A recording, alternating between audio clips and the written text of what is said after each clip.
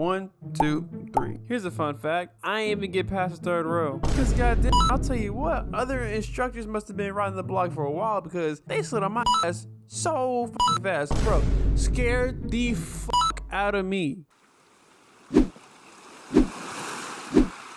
So I've been alive for 20 years, and at this point, not a lot scares me. Key phrase at this point, because I don't want to imagine the amount of bullshit that's waiting around the corner for me when I have to really start adulting. Because honestly, the only things that really scare me in my life right now is probably just being a broke nigga. Because who wants to be a broke nigga? Like, no.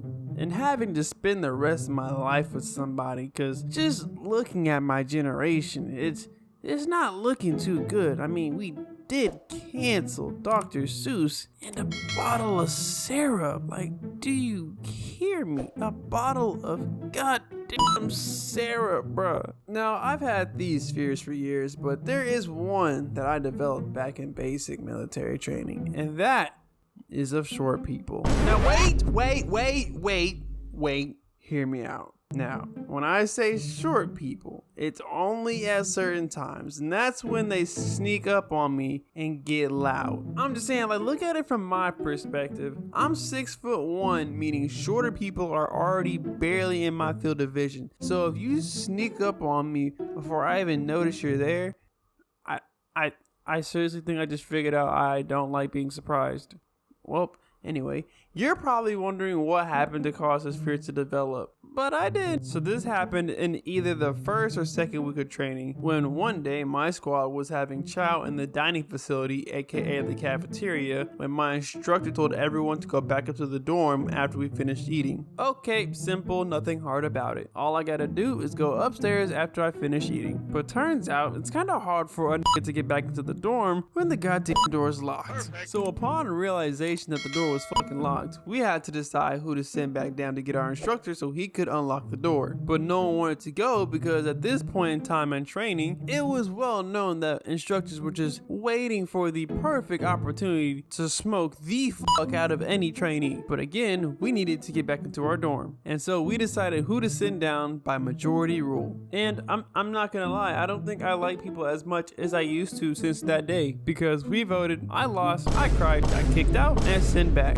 God damn it. So after a few colorful words, I reluctantly went back to get our instructor so he could unlock the door. So I walked back into the dining facility the same way I came out. I saw the instructor and I just started walking over so I could let him know the door was locked. Here's where everything went south. Now, the tables in the dining facility were set up in rows of 3.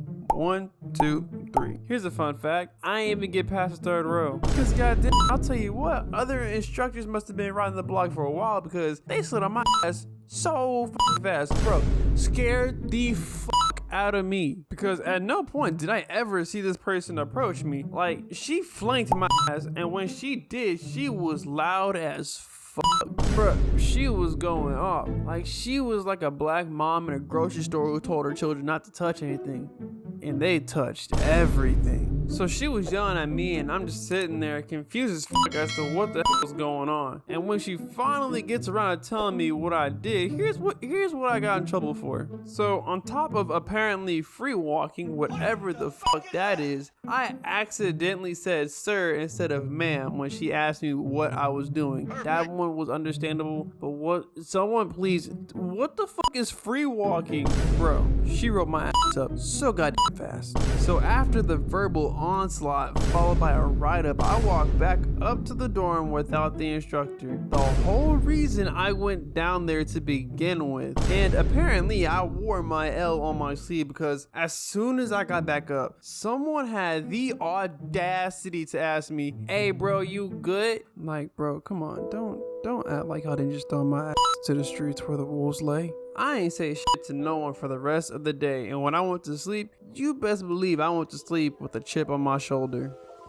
It's a cold world.